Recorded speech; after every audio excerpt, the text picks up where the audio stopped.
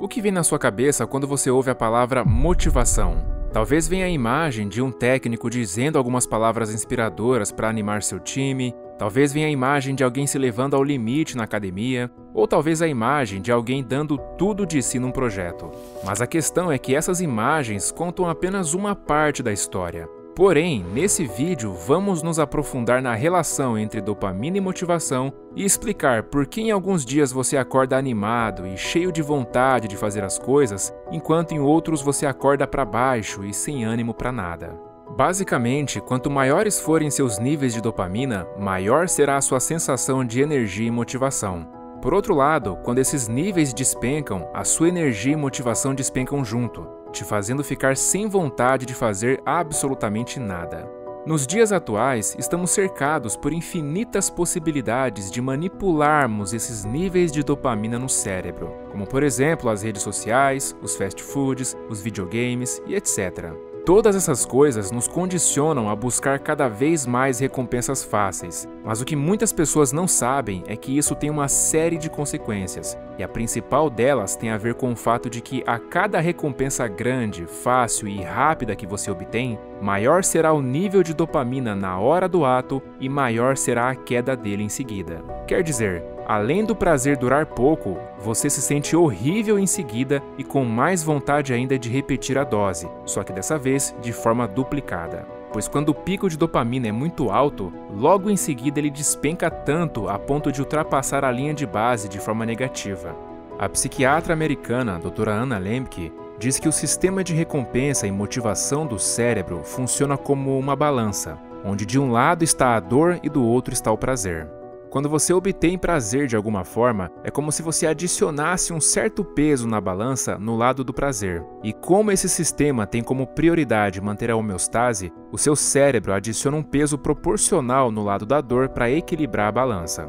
Isso significa que quanto mais peso você coloca no lado do prazer, seja na forma de açúcar, jogos, pornô e redes sociais, mais peso será adicionado no lado da dor, seja na forma de estresse, depressão, ansiedade e todos os sintomas universais de abstinência. Então, se você tem hoje uma condição de vida boa o suficiente para ter comida na geladeira, um teto sobre a cabeça e uma boa rede de apoio, mas ainda assim se sente mal com relação à sua vida, talvez isso possa explicar um pouco do porquê está se sentindo assim. No entanto, há boas notícias, pois há duas coisas que você pode fazer para reequilibrar essa balança. Uma delas é pressionar ainda mais o lado da dor da balança com coisas desconfortáveis, mas benéficas. Dessa forma, você obriga seu cérebro a compensar esse desconforto colocando mais peso no lado do prazer. E como aquele desconforto é provisório e intencional, logo ele some, mas o prazer continua, fazendo com que a balança ganhe cada vez mais peso para o lado do prazer. Por conta disso, você precisará recorrer cada vez menos a prazeres apelativos e instantâneos, e a partir daí será só uma questão de tempo para todo o peso da dor ir embora e a balança voltar a ficar equilibrada. Agora, que coisas desconfortáveis você pode fazer para pressionar de forma intencional o lado da dor? Como já disse, essas coisas desconfortáveis precisam ser benéficas, senão você só vai piorar ainda mais a sua dor e não irá obter nenhuma recompensa. Portanto, aqui vão alguns exemplos. Primeiro, banho gelado. Ao tomar banho gelado, seu corpo receberá um choque de desconforto e dor provisório, mas em poucos minutos isso irá passar e seus níveis de dopamina aumentarão em até 250%, o que significa que você sentirá uma sensação de bem-estar duradoura. Então, comece a tomar pelo menos um banho gelado por dia, pois por mais doloroso que seja, valerá a pena. Segundo, exercícios físicos cardiovasculares. Qualquer exercício físico que acelere seus batimentos cardíacos e aumente seu fluxo sanguíneo fará com que seus níveis de dopamina aumentem consideravelmente. Se não for acostumado, pode começar com uma simples caminhada, mas o ideal é aumentar a intensidade o mais rápido possível para obter todos os benefícios. Terceiro, jejum intermitente. Se uma das suas maiores fontes de prazer instantâneo vem de alimentos hiperpalatáveis, como fast food e outros alimentos ultraprocessados, uma boa sugestão é cortar esses alimentos e fazer o jejum intermitente. Esse tipo de jejum envolve não comer nada por um período de 16 horas, o que significa que você só terá a oportunidade de comer durante uma janela de 8 horas. Durante o jejum, você pode beber água ou chás, mas sem açúcar. Além disso, é fundamental limpar a sua dieta o máximo possível e evitar todos aqueles alimentos que você já sabe que não são saudáveis. Essa prática, acima de tudo, ajudará a desinflamar seu corpo e a resetar seu paladar. E isso quer dizer que você poderá voltar a sentir um enorme prazer em comer uma fruta e até a ter uma certa repulsa por bebidas ou alimentos extremamente doces. Bom, tudo isso são estratégias para pressionar o lado da dor da balança de forma benéfica, mas não é o único caminho, e talvez nem seja o suficiente para o seu caso. É aí que entra a segunda coisa que você pode fazer para reequilibrar essa balança de dor e prazer e consertar seu sistema de motivação. Ela se consiste em se abster de todos os prazeres problemáticos da sua vida por 30 dias. Ou seja, todos os prazeres apelativos, rápidos e que geram um grande pico de dopamina no seu cérebro, como açúcar, salgadinho, videogame, séries, redes sociais, masturbação, jogos de azar, álcool, maconha e etc. Dessa forma, o seu sistema de recompensa será restaurado e você sentirá uma melhora drástica na sua ansiedade, no seu humor e até na sua energia. Em seu livro chamado Nação Dopamina, a doutora Anna Lembke utiliza o acrônimo Dopamine para explicar como funciona esse processo. Então, vamos entender o que cada letra significa. A letra D significa dados. A ideia aqui é levantar dados sobre seus vícios e entender o que você usa, em que frequência, em que quantidade e em que tipo de ambiente, pois assim você ganhará clareza sobre o inimigo que está enfrentando. Então, por exemplo, se você é viciado em refrigerante, você precisa fazer um levantamento sobre que tipo de refrigerante você bebe, quantos litros, quantas vezes ao dia ou semana e em que local. A letra O significa objetivos. Esse ponto tem a intenção de te fazer refletir sobre o motivo que te leva a buscar a sua droga de preferência.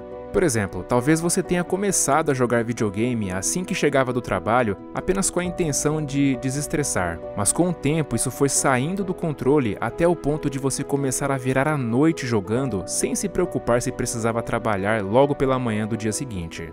Mas alguns outros motivos que podem levar ao vício podem ser o tédio, a solidão, a ansiedade, a depressão e várias outras coisas. Então, é importante tentar descobrir a raiz do problema. E falando em problema, esse é o significado da letra P. Esse ponto serve para refletir sobre todas as consequências negativas que esse comportamento está trazendo para sua vida. Então você precisa entender como isso está, por exemplo, prejudicando o seu relacionamento conjugal, sua saúde física, sua saúde mental, suas finanças, seu trabalho, seus estudos ou o que for. E pode ter certeza que se você parar para refletir sobre isso, você vai encontrar os prejuízos, pois todo vício deixa destroços em várias áreas da vida e transforma o indivíduo num verdadeiro escravo. A letra A significa abstinência. Aqui é onde você precisa ficar pelo menos 30 dias em total abstinência do seu comportamento compulsivo para resetar o sistema de recompensa cerebral. E a doutora Anna Lembke enfatiza o fato de que, durante essa etapa, é preciso ter em mente que você vai se sentir pior antes de se sentir melhor. Portanto, esteja ciente de que você irá enfrentar vários sintomas de abstinência, como ansiedade, irritação, insônia, fissura e, dependendo do caso, até dores físicas. A letra M significa mindfulness. Essa palavra vem de uma das práticas de meditação mais conhecidas e estudadas pela ciência, a qual se baseia em prestar atenção ao que está acontecendo dentro da mente de uma forma compassiva e sem julgamentos. Portanto, isso significa que você não precisa tentar parar de pensar, pois quanto mais tentar fazer isso no momento de impulsividade, mais difícil será. Então apenas observe seus pensamentos e aguarde eles irem embora por conta própria. A letra I significa insights. Esse ponto diz respeito ao fato de que, ao passar pelos 30 dias de abstinência, você começará a ter alguns insights importantes sobre si mesmo. Por exemplo, você passará a perceber que o seu antigo comportamento não era algo realmente fundamental na sua vida como você achava que fosse. Além disso, você poderá chegar à conclusão de que você se utilizava desse comportamento para aliviar uma dor que ele mesmo causava. Então, esteja ciente de que esses insights poderão chegar. A letra N significa Next Steps, ou próximos passos em português. Esse é o ponto onde você precisará planejar o que irá fazer depois que terminar os 30 dias. Segundo a doutora Anna Lembke, Muitos de seus pacientes preferem voltar a ter o comportamento que tinha antes, só que dessa vez de uma forma moderada. É claro que para alguns casos isso não é uma opção, como por exemplo o uso de drogas pesadas, mas para vícios em redes sociais, videogames e coisas do gênero, é possível voltar a ter um bom relacionamento com essas coisas. Mas para isso é recomendável estabelecer limites e colocar barreiras que o impeça de voltar a usar essas coisas de forma compulsiva. Então, se seu problema era as redes sociais, você pode estabelecer um tempo limite que irá acessá-las por dia. E uma forma de pôr uma barreira que dificulte seu acesso a elas fora de hora é guardar o celular em modo silencioso em algum local que esteja fora do seu campo de visão. Outro tipo de barreira que você pode pôr é aquela de natureza seletiva. Por exemplo, eu vou beber cerveja sábado, mas não vou beber nada destilado. Ou eu vou jogar videogame sexta-noite, mas não RPG, porque se eu começar a jogar, eu não vou conseguir parar. A letra E significa experimento.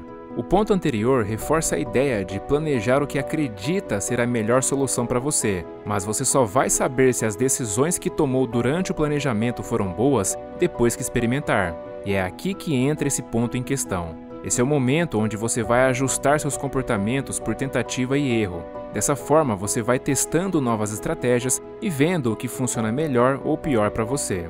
Talvez você tenha começado o planejamento pensando que seria capaz de usar sua antiga droga de forma moderada, mas pode ser que na prática você perceba que seja melhor cortá-la de vez. No fundo, assim é a vida. Você pode planejar o quanto quiser, mas só irá saber o resultado disso na hora em que colocar em prática. Bom, e para contribuir mais ainda com o seu desenvolvimento pessoal, eu quero te indicar a leitura de um e-book gratuito com 15 ideias para você ler mais e melhor e levar sua leitura para um próximo nível. Afinal, eu acredito que a leitura, principalmente de livros, tem o poder de mudar as pessoas e o mundo para melhor. É o primeiro link na descrição. Um forte abraço e até a próxima.